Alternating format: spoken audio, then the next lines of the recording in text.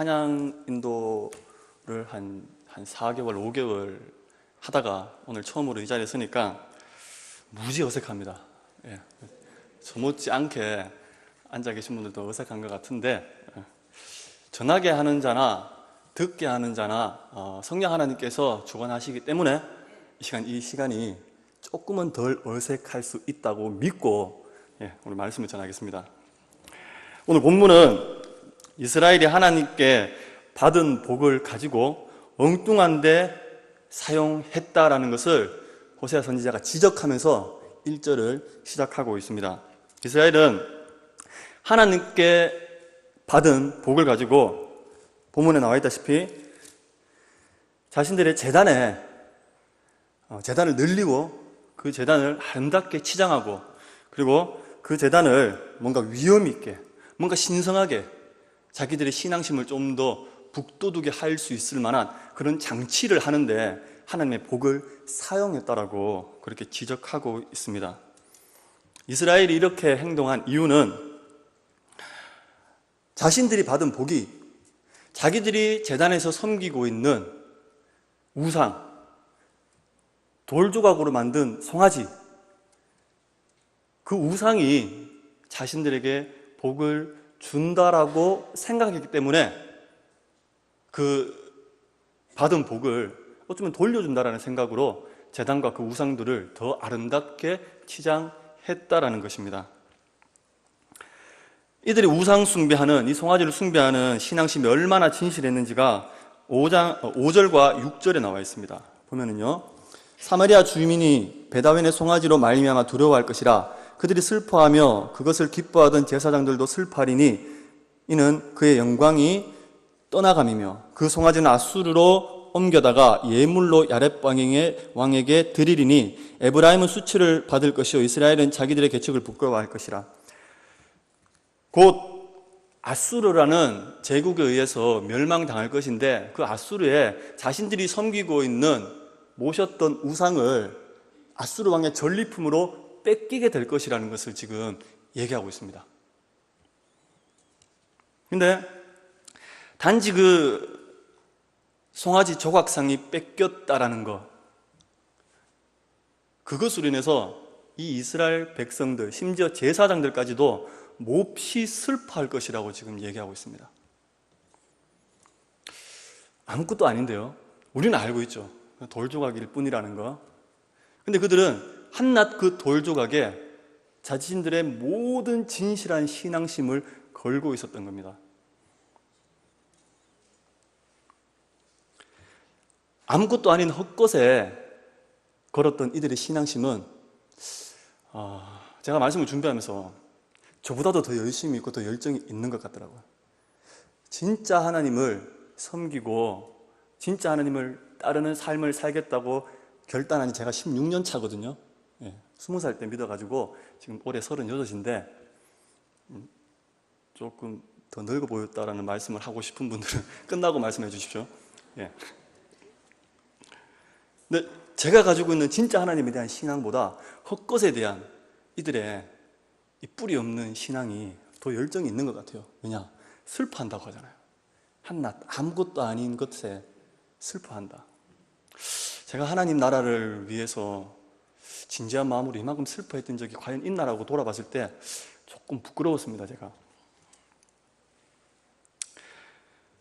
이렇게 이스라엘은 하나님을 의지하지 않고 자기들이 만든 우상을 하나님으로 여기고 의지했다는 것입니다. 어리석죠? 우리가 봤을 때 정말 어리석습니다. 지금 저희 딸이 16개월 때인데요, 제일 좋아하는 사람이 있습니다. 누굴까요? 제 엄마입니다. 별로 섭섭하진 않습니다. 당연하죠. 엄마를 좋아하는 건 당연히, 저도 우리 엄마가 제일 좋거든요. 웃으시는 분들 다 동감하시는 것 같은데,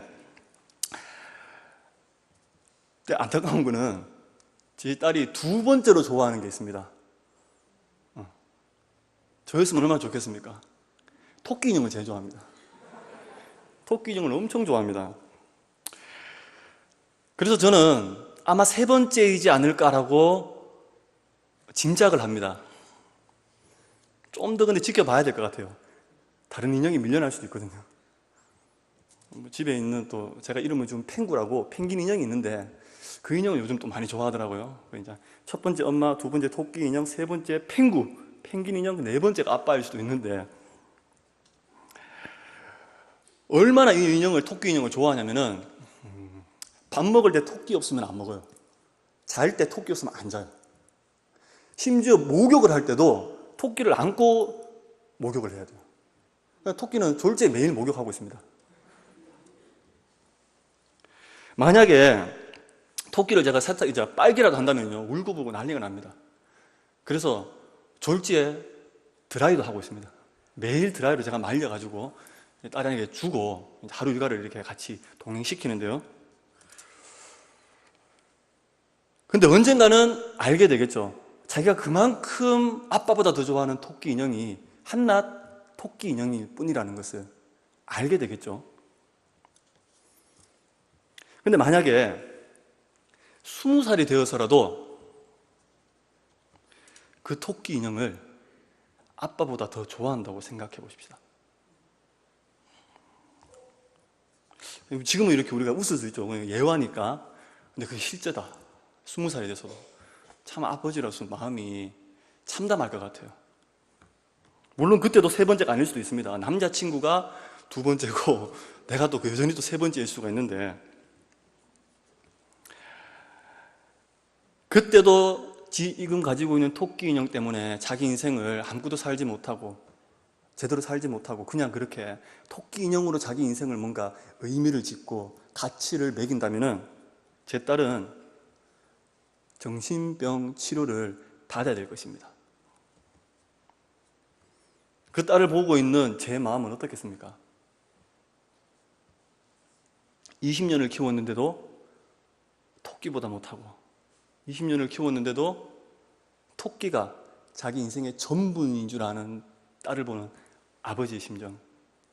바로 이것이 이스라엘이고 이스라엘을 바라보는 하나님의 마음이었다는 것입니다. 이들이 의지했던 것은 조각상뿐 아니었습니다. 13절에 보면은요, 너희는 악을 바꿔라 죄를 거두고 거짓 열매를 먹었나니 이는 내가 내 길과 내 용사의 많음을 의뢰하였다라고 얘기하고 있습니다. 용사의 많음을 의지했다. 하나님을 의지하고 신뢰하는 대신에 이들이 한 가지 더 의뢰했던 건 무엇이냐? 나와 있듯이 용사의 많음, 그들이 가지고 있었던 군사력을 의지하고 있었다는 겁니다. 이스라엘은 하나님을 의지하지 않고 자신들의 능력과 용맹 그리고 지혜와 그 힘을 의지했다는 것인데요. 당시 여로보암 2세의 통치 기간은 북이스라엘의 최고의 전성기라고 해도 될 만큼 국제적 위세를 크게 떨치고 있던 때였습니다.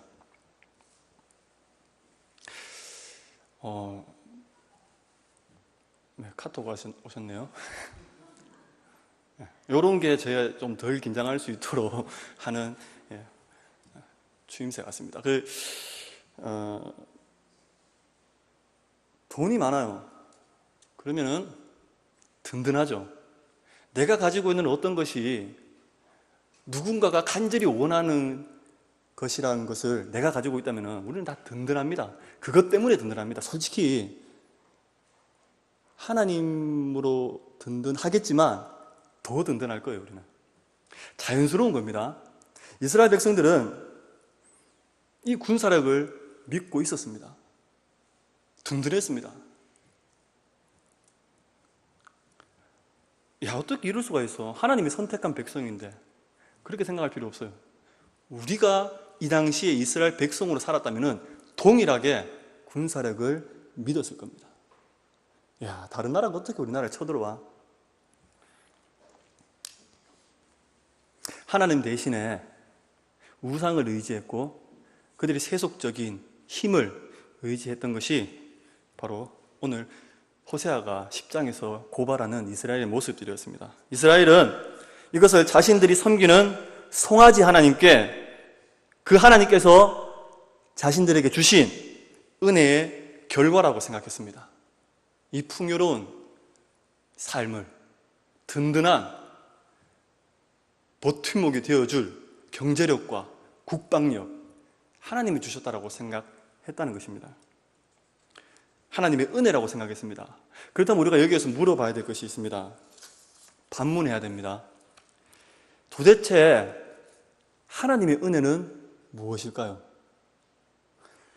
하나님의 은혜를 받았다고 생각하고 있는 이스라엘에게 호세아는 지금 심판을 전달하고 있잖아요. 이스라엘 백성들은 이 모든 것이 우리가 섬기고 있는 송아지, 우리가 섬기고 있는 그 송아지 하나님이 주신 은혜다 라고 생각하고 있는 그들에게 심판을 전달하고 있습니다. 그렇다면 호세아가 말하고 있는 하나님의 은혜, 심판받아야 될 정도로 하나님의 은혜를 잘못 알고 있다는 거예요. 근데 이스라엘 백성들은 그걸 하나님의 은혜로 착각하고 있습니다. 그렇다면 이 둘 사이에 하나님의 은혜에 대한 개념이 다시 합의가 돼야 돼요. 그럼 하나님의 은혜가 뭘까요? 좀 극단적인 비유이지만 100억 잃은 통장을 가지고 신앙을 약간 소홀히 하는 삶이 있습니다. 첫 번째. 그리고 두 번째, 돈은 없지만 기껏 통장에 보니까 잔고가 10만 원밖에 없어요. 그런데도 불구하고 하나님과의 신앙심이 아주 깊은 삶. 어떤 삶을 선택하고 싶습니까? 물론 여기에 있는 저와 여러분들은 신앙이 깊은 인생, 돈 좀 없지만 신앙이 깊은 인생을 선택해야 된다는 것을 알고 그리고 모두 동의하실 것입니다. 그렇게 해야 되잖아요. 맞죠? 적어도 우리가 수요예배까지 나왔는데.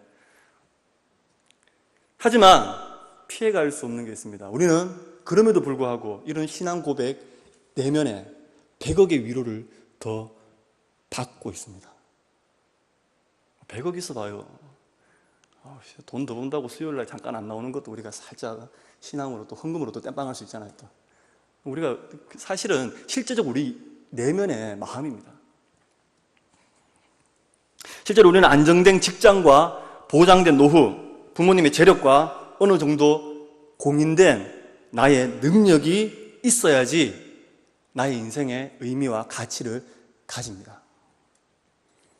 이것이 필요 없다는 것은 아닙니다. 다만 이것이 반드시 필요하며 하나님의 은혜를 은혜되게 하는 것이 아니라는 것을 지금 제가 말씀드리고 싶습니다.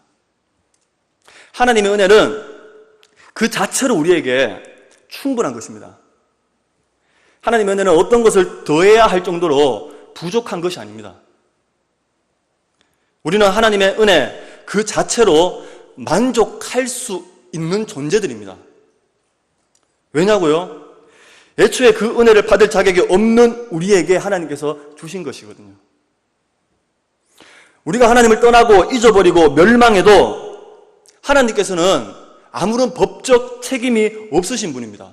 우리가 알아서 하나님 떠나고 잊어버리고 하나님 원하지 않는 삶을 즐거이 살았기 때문에 하나님 그래도 좀 더 단돌이 해주셔가지고 나를 좀 이렇게 붙잡아 두시지 왜 이러셨어요? 아닙니다. 우리가 알아서 이렇게 하나님을 피곤해하는 존재로 타락해버린 거예요. 법적 책임이 없으신 분은 하나님이시고요. 왜 그러냐? 하나님과의 언약을 깬 건 바로 우리 인간이기 때문입니다. 내가 그걸 깨버렸어요. 하나님은 아무런 책임이 없으십니다. 노아 때처럼 바로 심판하지 않은 것만으로도 우리에게는 충분한 은혜입니다. 노아 때 기준으로 하나님 우리에게 심판하신다면 이번 장마에 홍수가 나야 됩니다. 하지만 예수 그리스도를 죽게 하심으로 우리를 구원하시기까지 하셨습니다. 그냥 알아서 죽겠지라고 내버려둔 것도 은혜인데 바로 안 죽이시고 적극적으로 우리를 구원까지 하셨습니다. 독생자 예수를 죽게 하심으로. 그리고 나의 부족한 모습 가운데서도 그 은혜를 오늘도 거두지 않고 그 가운데서 나를 인도하고 계십니다. 어떻습니까? 그 자체로 완벽하지 않습니까? 하나님의 은혜가.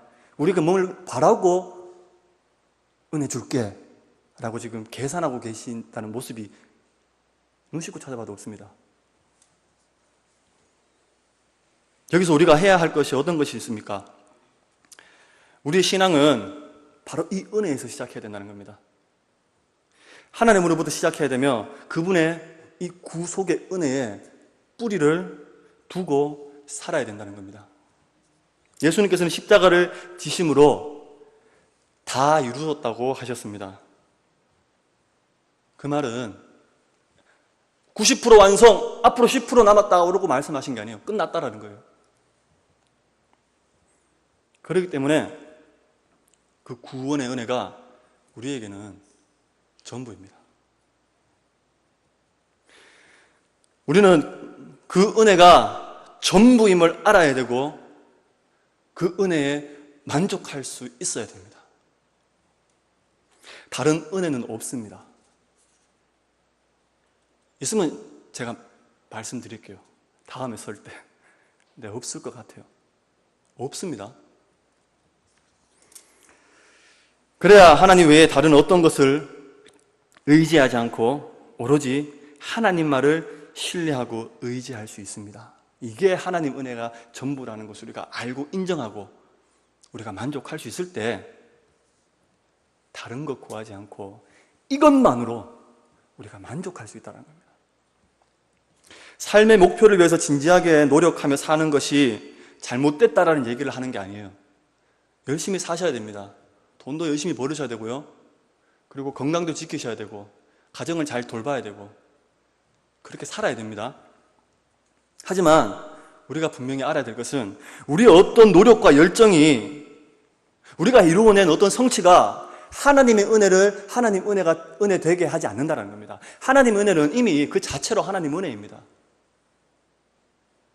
내 어떤 삶의 태도, 내 어떤 모습, 이게 하나님의 은혜를 하나님 은혜 되게 한다는 게 아니에요. 하나님 은혜는 그 자체로 부족한 것이 아닙니다. 우리의 노력과 하나님의 도움으로 세속적인 가치가 보장될 때 진짜 은혜가 되는 것이 아니라는 거예요. 만약에 이런 생각을 하고 있다면 우리는 하나님을 판단하는 자리에 서게 됩니다. 하나님 은혜가 이만큼 왔으니까 와 그래 이게 이제 내가 열심히 살아서 하나님의 은혜가 이렇게 이제 하나님 은혜라고 고백해야지. 그거 아니라는 거예요. 하나님의 은혜는 그냥 그 자체가 완전한 것입니다. 하나님은 인간이 없어도 홀로 완전한 분이시고 하시는 모든 일이 무흠하시고 선하십니다. 하시는 모든 일이 우리 인간에게 반드시 필요한 것입니다. 고통과 환난도 내가 정말 인정하기 싫은 내 삶에 이해하기 싫은 하나님 뜻으로 이해하기 싫은 것들이 있잖아요. 저도 제 삶을 돌아봤을 때 야, 어떻게 이런 걸 하나님이 내 삶에 설정을 해놓으셨을까 하는 부분들이 있어요. 그걸 이해하기가 싫습니다. 왜 나에게 이런 시련을 주십니까? 라고 끝까지 반문하고 싶습니다. 하지만 말씀은 우리에게 이렇게 하고 있습니다. 내게 가장 필요한 것을 하나님께서 차질 없이 우리에게 계획해 놓으신 것이라는 것을. 그러므로 하나님께서 인간에게 하시는 모든 일은 가장 완전하고 가장 선하십니다. 그 핵심에 뭐가 있느냐? 바로 구속의 은혜가 있다는 것입니다. 오늘 본문에 의하면 하나님을 의지해야 하는데 우상을 의지하고 자신들의 권력을 의지하는 이스라엘에게 심판을 받게 될 것이라고 말하고 있습니다. 하나님께서 왜 심판하실까요? 자신의 마음을 몰라주는 이스라엘에게 화가 나서 단지 화풀이 하는 것입니까? 하나님이 그만큼 옹졸할까요? 제가 만약에 하나님이라면 그랬을 것 같습니다. 내가 몇천 년을 참아줬는데 너희들 아직까지 이래? 라고 하면서 거기에 응당한 대응을 했을 겁니다. 근데 하나님은 엄청나게 크다라고 말할 수 없을 만큼의 크기를 가지신 하나님이십니다. 와, 그래도 뭐 99% 정도는 크다라고 해서 1%밖에 1%가 남았다고 해서 그 1%가 남았는데 큰 게 아닙니다. 그건 옹졸한 겁니다. 근데 하나님은 그 1%마저도 제해버리시고 100% 하나님은 넓은 마음과 사랑을 가지고 계신 분입니다. 그러므로 이스라엘 백성들이 자꾸 하나님 말씀 안 듣고 자기 마음대로 하나님이 원하시지 않는 삶을 살았다고 해서 하나님이 화가 나서 내 이놈들 죽어봐 라고 하면서 심판하시는 하나님이 아니라는 겁니다. 하나님은 그런 마음에 심판하고 벌 주려는 것 자체가 목적이 아니라 하나님의 심판의 메시지의 목적은요, 그 심판을 받기 전에 하나님께로 돌아와서 하나님과의 관계를 회복하자라는 것을 전달하는 것이 하나님 심판의 메시지를 선포하는 목적이라는 겁니다. 왜? 미운 자식 떡을 주고 이쁜 자식 매를 든다고 하죠. 예. 제가 아직까지 딸 한 명밖에 없어서 모르겠는데 제가 따끔하게 뭐라 하는 부분이 있긴 있어요. 부모님들이라면은, 자식을 가진 부모라면은 다 그런 마음을 아실 겁니다. 하나님이 그런 마음이라는 겁니다. 하나님께서는 심판의 메시지를 통해 우리가 잘못된 것을 신뢰하고 의지하고 있음을 깨닫고 우리를 창조하시고 가장 선하신 길로 인도하시는 하나님께로 돌아오기를 바라시고 계십니다. 이 심판이 선포될 당시 이스라엘 백성들은 호세아의 그 심판의 메시지를 대수롭지 않게 여겼습니다. 호세아의 선포를 믿지 않았습니다. 그래서 이스라엘은 결국, 북이스라엘은 하나님의 심판으로 아수르에게 멸망당하는 결과를 초래하게 되었습니다. 그래서 오늘 우리는 어떻습니까? 잘 살고 있습니까? 돈 잘 벌고 노후 보장 잘 해뒀고 자식들 건강에 잘 자라고 있고 자리 다 잡았고 그리고 이제 건강해서 한 100세까지 살 수 있겠다라는 어떤 평안한 어떤 그런 것들이 다 준비돼 있습니까? 그렇다면은 그것이 이제 하나님의 은혜다라고 그렇게 고백하고 있지 않습니까? 우리는 분명히 알아야 됩니다. 호세아의 심판의 메시지를 들었던 이스라엘 백성들도 이런 생각을 하고 살았다는 겁니다. 다 든든하게 다 잘 돼 있잖아요. 호세아가 말하는, 선포하는 하나님의 메시지를 그냥 왜 저러지? 다 하나님, 우리가 섬기는 우상들이 주신 복으로 살고 있는데 이게 은혜지 뭐가 은혜야? 왜 저렇게 자꾸 떠들고 있지? 뭐가 잘못됐다는 거지? 그렇게 의문을 가졌을 겁니다.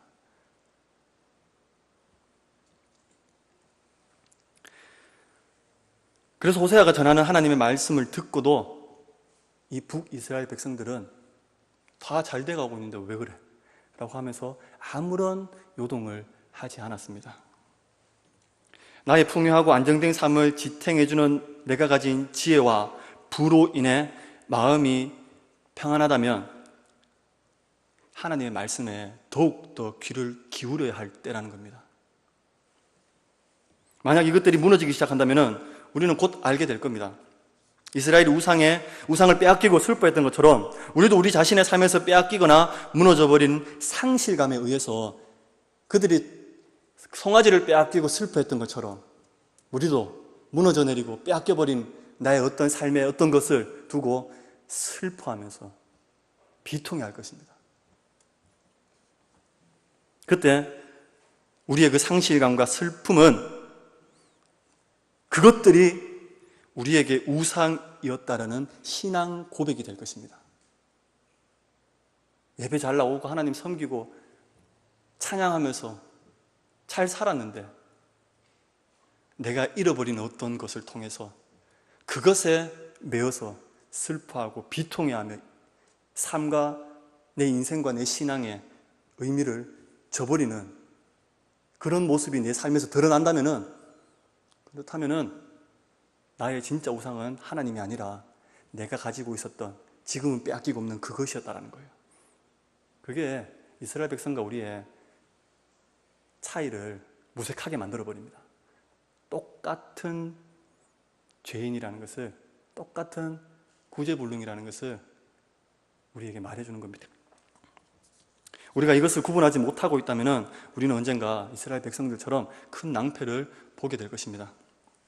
예레미야서 9장 23절, 24절을 보면은요,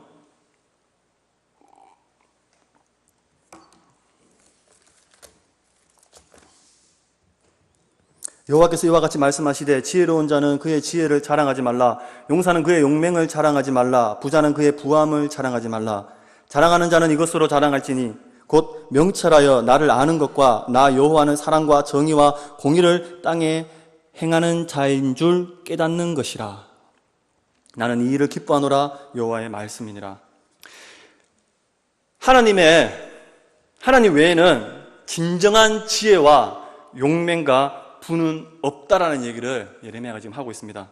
오히려 하나님을 아는 것, 좀 더 구체적으로 하나님께서는 사랑과 정의와 공의를 행하는 자라는 것을 알고 깨닫는 것, 그것이 진정한 지혜이자 용맹이자 우리가 가져야 될 부라고 예레미야가 지금 얘기하고 있습니다. 인간은 하나님 외에 어떤 것으로도 그 내용과 가치를 충족시킬 수 없는 존재입니다. 왜냐하면 하나님의 형상으로 지음을 받았기 때문입니다. 하나님의 말씀으로 우리를 묶는 것은 우리를 가두고 제한시키는 것이 아니라 진정한 자유로운 삶을 살 수 있는 유일한 방법이라는 것입니다. 겉으로 알 수 없는 잘난 나의 인생이 실상은 고장난 인생, 병든 인생임을 알려주는 것이 하나님의 말씀이라는 겁니다. 그 말씀은 우리가 하나님 외에 다른 것을 믿고 의지한다는 것을 콕 찔러 말해줄 것이고요, 그것을 깨닫고 다시 하나님의 말씀을 통해 하나님을 알고, 하나님을 제대로 알고, 하나님을 다시 믿고 하나님을 전적으로 신뢰하며 의지할 것을 우리에게 촉구한다는 것입니다. 이것이 오늘 우리에게 내리시는, 말씀하신 하나님의 유일하고도 유효한 인생과 신앙의 처방전입니다.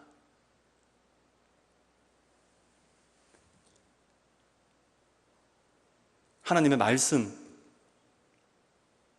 그것이 지금 나의 인생과 나의 신앙을 진단해 줄 것이며, 하나님의 그 진단을 우리가 인정했을 때, 동의했을 때 우리가 어떻게 해야 될 바를 우리에게 말씀하시고 우리를 이끌어 가실 것입니다. 찬송가 288장